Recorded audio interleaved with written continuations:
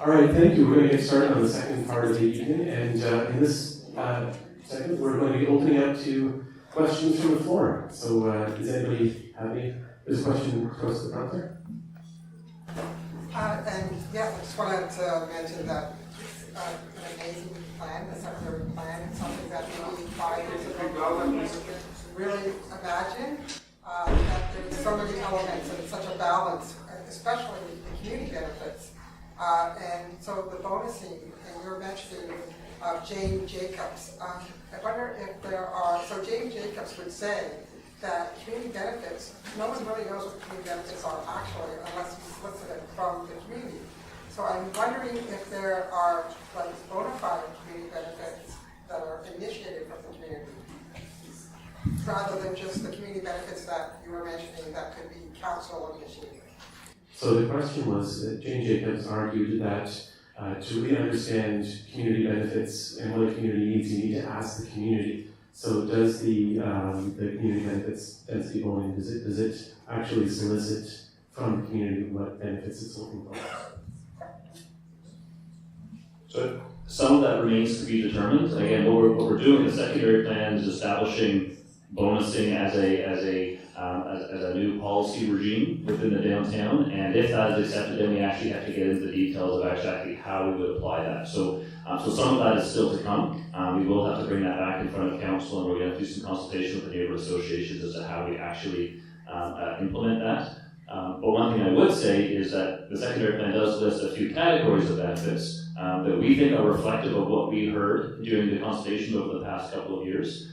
So I would say if there's something missing from that list, that's a comment we would want to make to council next week when they're considering the plan. I hope we've captured the key things that resonated as being important in the community.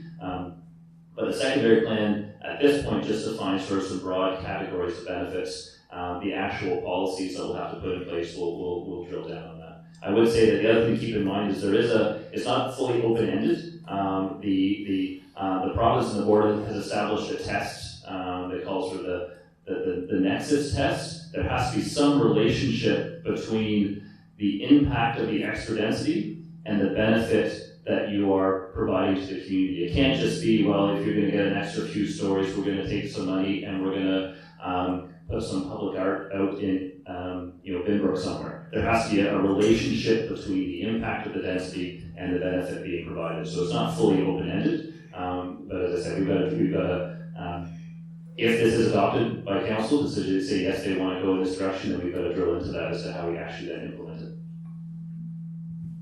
Okay, a question from here. Yeah, I was very excited to see that the cross-laminated timber is part of the proposal for Pier 8. And for those people that don't know, cross-laminated timber is basically lumber glued together, and it is now approved, I believe, by the Ontario Building Code to go up to 12 stories. And no, it's 12 now, I think. And it's being there is a 18-story cross-laminated timber building built in BC that meets their rigorous earthquake code, and there's a 360,000 square foot building in Montreal. The advantages of this timber building are that, of course, timber sequesters carbon, whereas cement manufacturing releases it to the environment. Cement manufacturing is a multinational corporation issue, whereas the laminated timbers are made by Canadian-owned and operated businesses. So my question is, have you considered how can we drive the adoption of this technology? Because it's certainly moving across Canada, and it's certainly using renewable resources.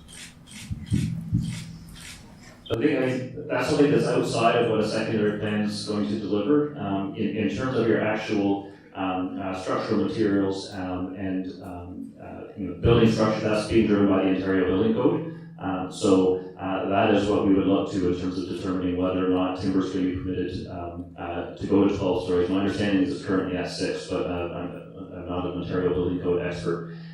So we wouldn't get into that kind of detail in a secondary plan. The only kind of materiality you get into is really around, there's a little bit around in the design guidelines around facades and using natural materials, historical materials that have a relationship with the buildings around it on facades and on the appearance of the buildings. In terms of structural elements, that would be in the building code.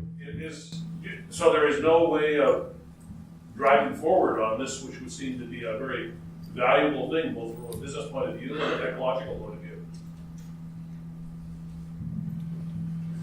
So I think, in building on Jason's comments, I know our building department have been issuing permits for wood construction of multi-family buildings, so that the building staff are being trained and they understand that different sort of methodology of construction, trying to remove those barriers where people are coming in and proposing to use that sort of method of construction. They understand it, they get it, and they're familiar with it. But one of the realities of operating in Ontario is the Ontario Building Code sort of sets out the minimum required standards, and if a building permit application complies with the Ontario Building Code, regardless of the method of construction, the building commissioner has an obligation to issue that building permit. So we can encourage, we can educate, and we can promote alternative methods of construction, but ultimately it's up to the architect, the engineers, and the developer to make that decision as to what will be that method of construction that they wish to choose for their particular project or development. So we've got no control. Well, one nice thing is the first 6-story building that was approved and built in Ontario under the new building code was the Templar Flats, just a block away from here.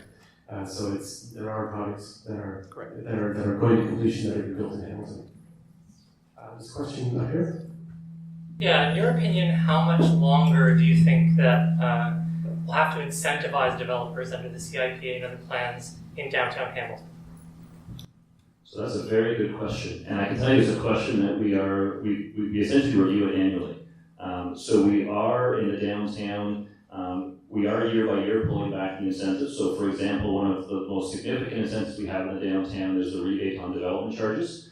It is being reduced by 5% per year, so it's sitting at a 75% reduction today on, I think it's June 30th, July 1st, I can't remember that date. It goes down another 5%, it will go down another 5% next year. The question we're looking at right now is we're updating our development charges bylaw in 2019, and we're actually, as part of that, we're reviewing the incentive programs again to see if, is that 5% per year, is that something we want to maintain? Do we want to be more aggressive in that? And in order to make that determination, what we've been doing annually is we're doing, we essentially do our own pro formas of development. So we look at a development the way a developer would look at a development, we look at the land prices, we look at the labor costs, the construction costs, the material costs, the selling points, all of those sorts of things, and say, is there still a market gap that we need to close with incentives, or is there not? I can tell you that there is. And so that's why we are continuing to have some of those incentives out there, but they are being pulled back. And we may be getting more aggressive in pulling them back in the months to come. But it is something that we want to be careful about, because if you go too fast in something like that, then all of a sudden you've created a chill on the good progress and momentum that we've had. So it's something we've got to be very careful about. Question in the very back. Hello. To honor our First Nations people, I'm going to give a couple lines in Ojibwe. Ujuani, Apechigo Minawendam. Wasi Tawide Nin Ego Wen the Niniga. So what I said was a greeting. My heart is painful, sorrowful. I am one that is pushed aside. So I'm kind of new to all this talk that's been going on, but given the words of youngest elder up at Six Nations, one thing he said to do was to look up words, and I have been looking up words given the paperwork that I've been getting on the secondary planning. And there's a very nefarious side to words. So there are no clear definitions of what you mean by community benefits, affordability, because most of the population has not been asked. And this is my concern. As a low-income person who is now on disability, I can't afford to go shopping, I can't afford to go to restaurants, and all I'm hearing is that you want to continue on a world that is oppressing so many of us. You already have rage in the community. We've seen a touch of it. So I would like to end with this, which comes from the poem, The Mask of Anarchy. Please These lines have been used in Tiananmen Square, Arab Spring, and various other global risings of the poor. Rise like lions after slumber, in unvanquished number. Shake your chains to earth like dew, which in sleep fell on you. They are many, they are few. Thank you. Thank you. Would you like to comment on this? I think there's a real challenge with affordability, and I think it's worth, and we touched on it, but I think it's worth speaking to. And there is one aspect, in terms of the importance of words, I can tell you that is, how you define affordability is actually a very key policy point in something like in a secondary plan. So there's a very clear statement of what does affordable mean, because that's a word that gets thrown around in a lot of different ways. For some people, affordability means, or it implies, heavily subsidized social housing. I can tell you the definition that we use in the official plan in terms of what the plan delivers on affordable housing. It doesn't get at that deep level of affordability. That's not something that we can mandate through the policy instruments that we have. That's something that requires reinvestment of the wealth that exists in the community into the kinds of some of the programs that support that kind of that housing and the support that go along with it. So I can tell you the affordable definition that we use in the plan talks about not spending more than 30% of your household income on shelter if you're a low to moderate income family. That's the kind of affordability that is spoken about. But there are certainly people in the community who that is not attainable, and that does not actually deliver them a safe and secure shelter.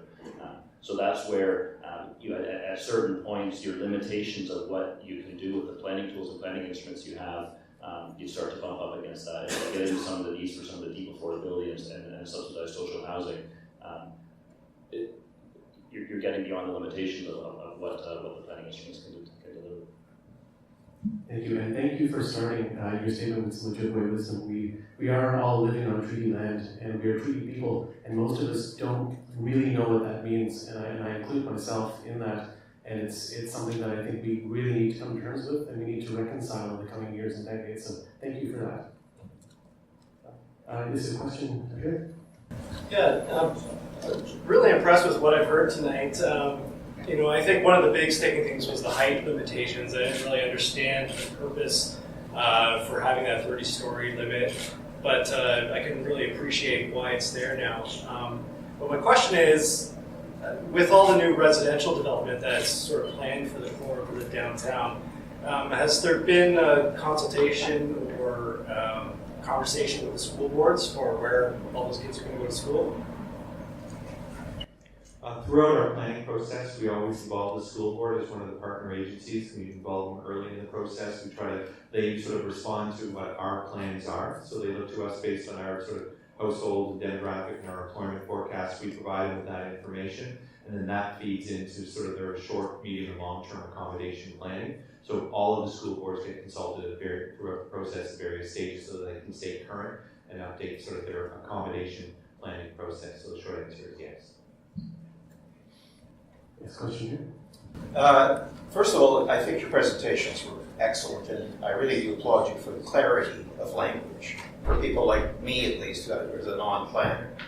One of the groups, though, that wasn't mentioned, other than an answer to the first question, was council.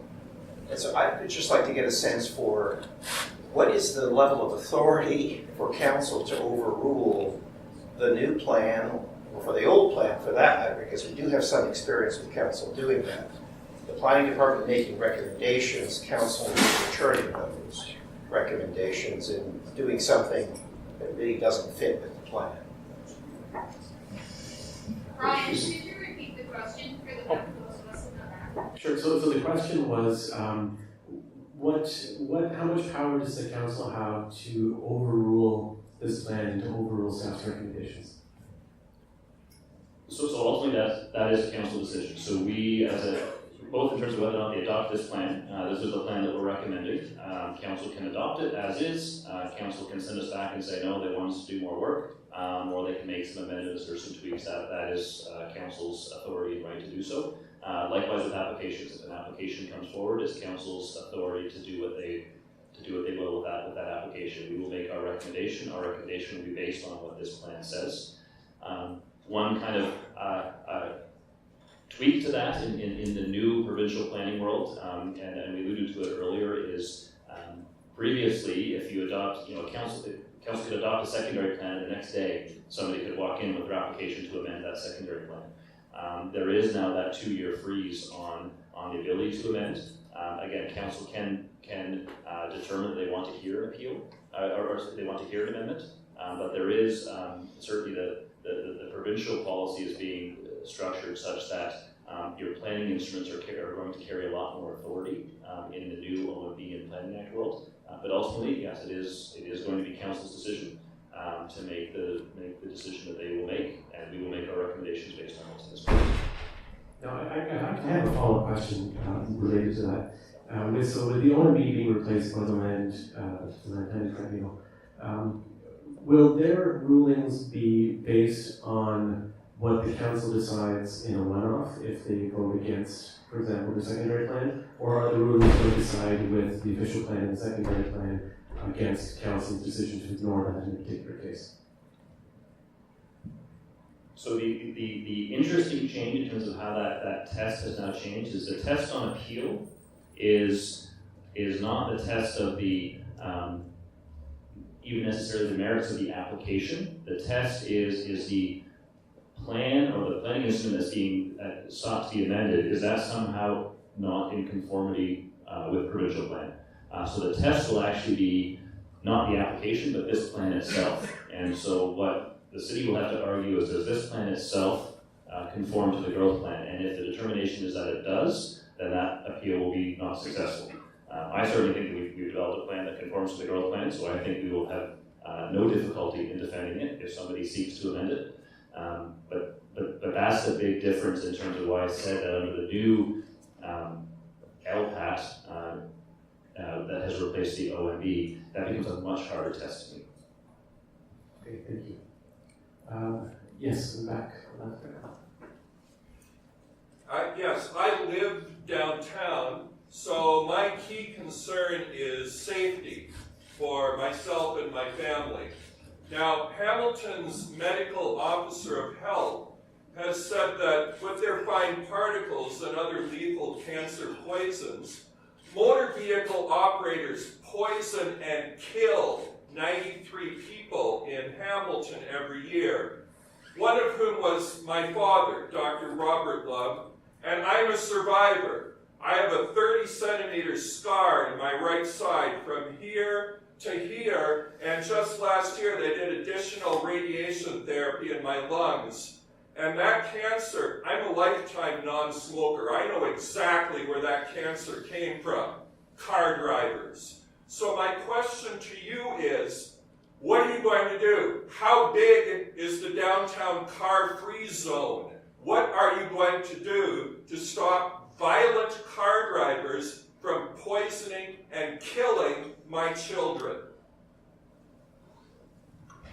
So I alluded to this in the presentation that there is a long-standing goal of the official plan. I think the secondary plan certainly advances that in order to reduce auto dependency and to achieve that modal shift that we've been trying to achieve in the city towards transit, towards cycling, towards walking. A plan like this can certainly help in that regard. It can help in terms of where it focuses growth. This plan focuses growth at transit. This plan focuses growth in our largest employment center, in our largest retail center, so that people can actually have the viable option of walking or cycling to meet their daily needs. It's looking at a form that creates a pleasant walking environment. You're not going to get a lot of people walking on a street if you build buildings in such a way that's creating a very hostile walking environment. So that's a guiding principle of a lot of the design standards. We've changed the parking standards, so we've lowered all the parking requirements. Smaller buildings, your first 12 residential units, you don't need any parking, and then it's reduced up beyond that. We've put into place a couple of new things, requiring bicycle parking.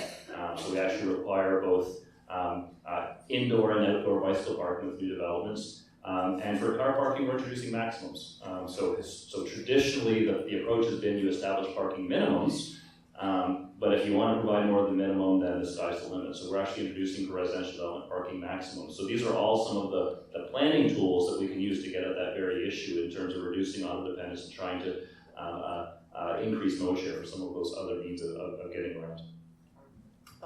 Downtown car-free zone. Please talk about that. So there's no downtown car-free zone proposed in the plan. Why not? That would not be a planning act matter. That's a transportation planning matter. So this is a plan. This is a plan that directs where development goes and where development does not go. It doesn't dictate things like widths of streets and two-way conversions and car-free zones. This directs basically the development that happens on private land outside of the curves. Okay, there's a question in the far back there. Yeah, again, I want to thank you guys for an excellent presentation. My question is related to the building height, and I want to follow. Ryan used the word arbitrary at the beginning, and he wondered if the height of the escarpment was an arbitrary level of height for buildings. So I'm going to ask a hypothetical. What's more likely, that if the escarpment was 60 stories, would we have a 30-story height or a 60-story height? And based on our geographic location, are we not dictating our density or our cityscape based on geography? Because to me it sounds like if there's a river dividing your city, you wouldn't build a bridge, you would just say the river is the boundary instead of going over it. So I just wonder, are we making geography limit the landscape of the city? So let me just repeat the question, so maybe some people didn't hear it. The question was, if the escarpment was 60 stories high, would we be talking about a 60-story building limit or a 30-story building limit? And is it arbitrary to use geography as a building height limit? So I don't think it is, and I think at the end of the day, we're probably going to have one of the least arbitrary height limits of most municipalities around us, because it actually is defined by something that has meaning in the local context. To your example of a river, I would say there probably are circumstances where a river actually makes a perfect boundary to an urban edge, and you would want to have that geographical feature actually direct and shape your urban form. I think it's actually very good planning to actually look at the context of your community and say, okay, what are the things that have meaning and how does that direct how we do development? It's not a new concept. There's other municipalities, Mount Royal in Montreal, there are view sheds protected to that. The Parliament buildings in Ottawa, those, because they are so iconic, the view sheds to those Parliament buildings dictate and direct the form of development in Ottawa. So there's certainly nothing unusual or radical about looking around you to see how you're actually going to define and shape the character of your community. And I think in Hamilton, it both makes geographical sense to establish something at the Niagara Escarpment, and it does actually then impose or create, I think, a really comfortable and appropriate urban form. To your question, if we didn't have an escarpment, if we had a little bump in the landscape that was only 3 stories high, then yeah, we probably wouldn't be looking at that as something that's going to shape the density and form of development. But it does create, I think, a really appropriate context that meets all of our other objectives. It does deliver an awful lot of housing opportunity in the downtown. It allows us to meet our development objectives. It creates a good form of development.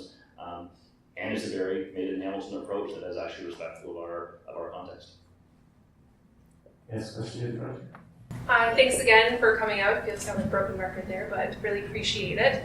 My question is, so I live in Corktown, and a number of the developments in our area actually fall just outside of the area of the secondary plan, John Street, etc., but very close. So I'm just wondering, do the things in the building guidelines, those height restrictions, the dimensions of the lots, how will that translate over to the properties that are very close to but just outside of that secondary plan region, or do they apply at all? So the question was, is the rules of the building heights in the downtown secondary plan, how will that apply to areas that are just outside the boundaries of the downtown? But not just the building heights, just everything in the guidelines. We've noticed that there's a lot of interest sort of on the periphery and the edge of the downtown secondary plan. If it makes good planning and good sense within the downtown to those guidelines, and they represent best practices across Ontario or across North America in terms of built form and how you evaluate development applications, then by logic, those same guidelines would make sense for evaluating and assessing development applications outside of the downtown. So people have already come forward and said, well, I want to do a 40-story building in Corktown. We're saying, no, you have to look at what we're already saying in the downtown secondary plan, give consideration to that, and that's going to be where the starting point for the conversation is in terms of your site. You're already starting to ask for that information about what is the height of the escarpment vis-a-vis the locations that they're considering developing or redeveloping within the Corktown neighborhood or other neighborhoods outside of the downtown. So we will be applying those guidelines in terms of also the built form characteristics, tower separation, base, podium, et cetera, as part of that evaluation framework. And that was one of the things that we noticed was missing. So when the last downtown secondary plan was prepared, those implementation guidelines were missing. So when the tall building sort of interest hit Hamilton, we didn't have anything really to evaluate those applications. The 2003 site plan guidelines, when they talk about infill housing in tall buildings, it's half a page. That's what we had to work with. So that's why we said it was very important that we develop these guidelines, and we are starting to use those guidelines as it relates to development proposals outside of the downtown, because they do represent best practice and informing how we evaluate the applications. Plus, it also makes it, the sun shadow guidelines that also support it, the wind study guidelines, plus those tall building guidelines, and then the advice of our design review panel is plus our intensification policies that we have in the official plan. So we have some predefined criteria for assessing those development applications. Yes, question, John, standing by. Sure. So I wanted to ask about employment. So City of Toronto came out with the new study last month on development targets.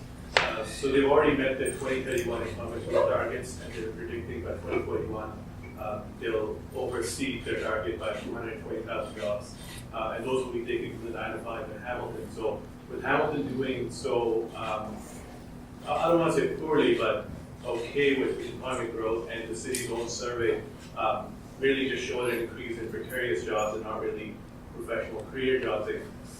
What does the plan really have in store for incentivizing employment center growth? Because the other way I look at it, from my personal experience, I will choose where I live based on not having to commute anymore, because I've done that once before and it was awful.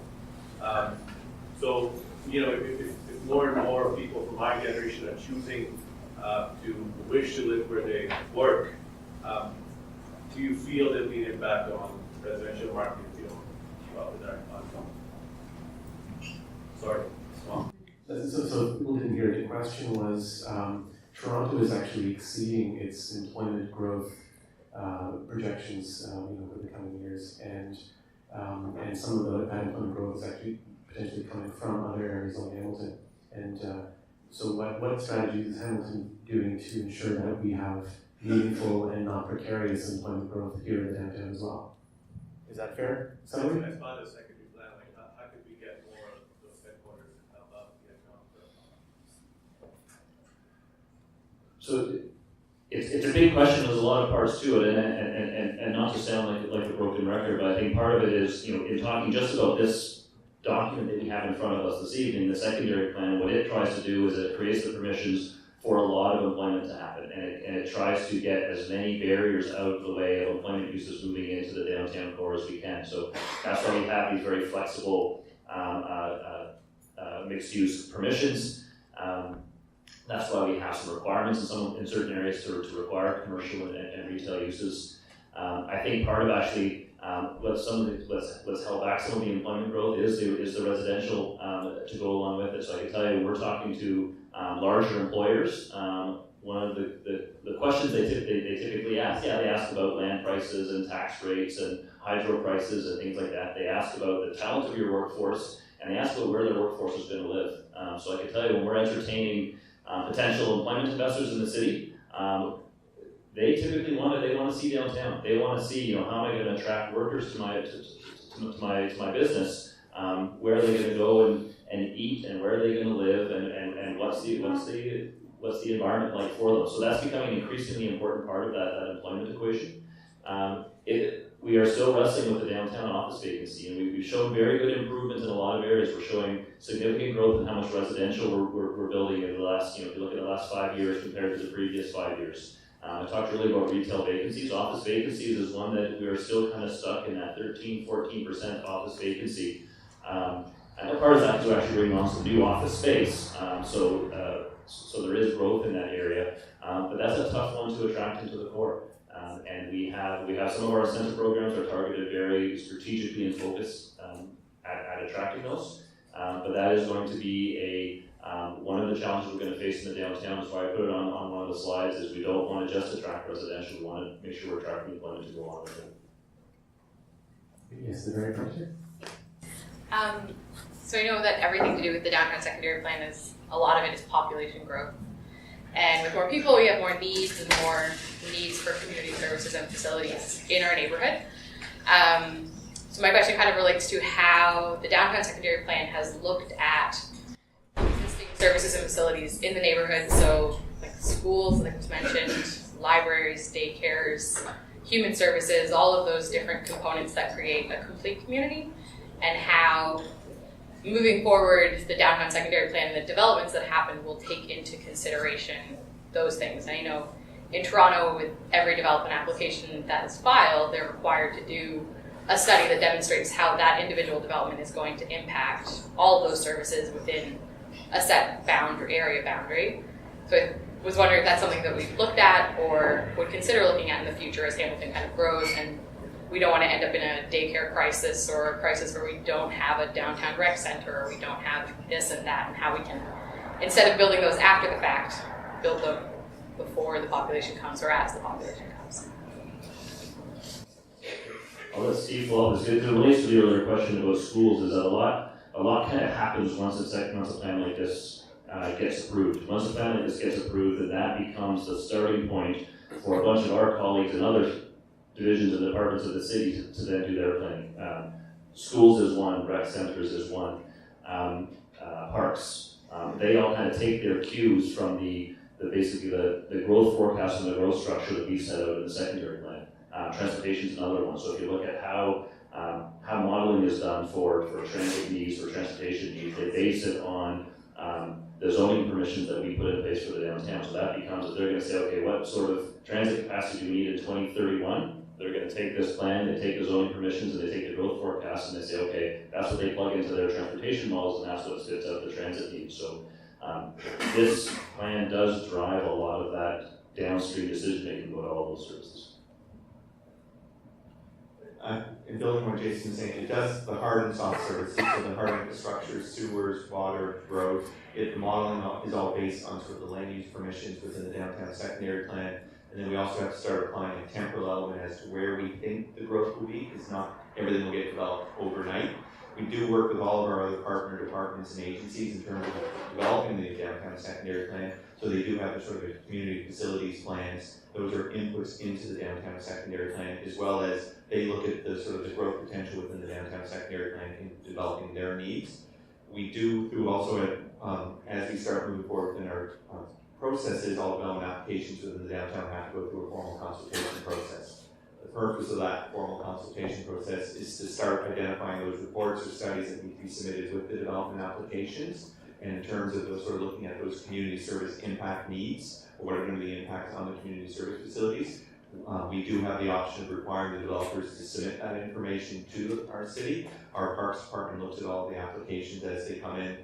Our Housing Division looks at all the applications as they come in. They provide their comments, as well as our Facilities Department. So they look at all of that information when assessing their development applications, and then we rely on their information for determining, is there going to be issues, or they use it often just for that monitoring purpose, so that they know what they can start forecasting out what those needs are over the next 3, 5, or 10 years, which then informs the capital budget submissions, which get presented to council.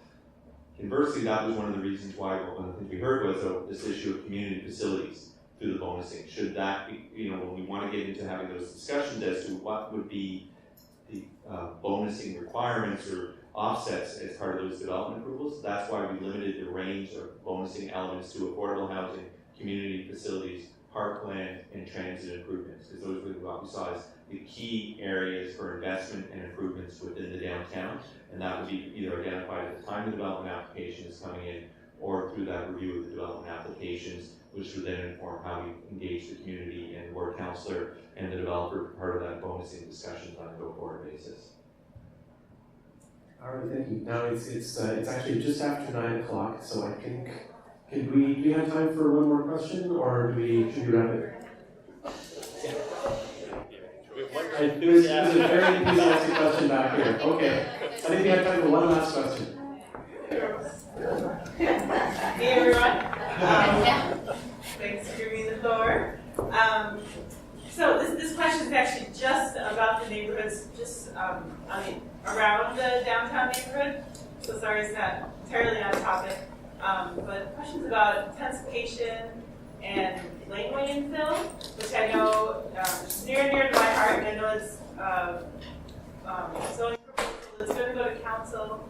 But it's been going to go to council for the past year, and I'm wondering if there's any updates for us on when that will be something that we'll be hearing more about, because I think it'll be a really good thing for the downtown. So the question is about a proposed laneway housing proposal that is supposed to be coming to council soon, and the question is, when do you think it's going to happen? I can tell you the report has been written, and we're just going through the process right now of editing and revising the report. So I would anticipate looking at either the second planning committee in May or early June. It could be as early as that once the report gets finalized and presented to planning committee, which would then start moving forward in that how we start implementing and allowing for those laneway housing opportunities within the city. Right. So I can start telling people May? I'm going to need to go back to the office because I look at my report calendar, but I know it's not the May 1st planning committee. We've just sort of been working on that agenda, but my recollection, just looking sort of around, just trying to, was either the second planning committee in May or June, because we really wanted to get that in front of planning committee before the summer, so that we can have that report, have a good conversation and discussion at committee about laneway housing opportunities, and then start moving forward into the next steps in terms of some of the implementation and removing and updating the zoning bylaws to start to allow laneway housing to happen, as opposed to individuals having to come in and do their one-off development applications to allow for those proposals to be implemented. So think lots of fanning streets and wheeler lanes sprinkled around the city. I want to thank Jason Thorne and Robichaud. They gave up their evening to come out here and share their expertise and their insights with us. I want to thank you all for coming up and giving up your evenings as well, and trusting that this would be an informative and enlightening evening. And I want to thank Mills Hardware for being an awesome venue as always. Thank you guys so much. Again, there's a hat I believe is still sitting on the bar, so if you have a few extra coins in your pocket that you want to free yourself of, please share a link so we can continue to put on these sorts of events. Otherwise, thank you all very much. Thanks to Cable 14. And thanks to Thorne and Robichaud for recording us. Have a great evening.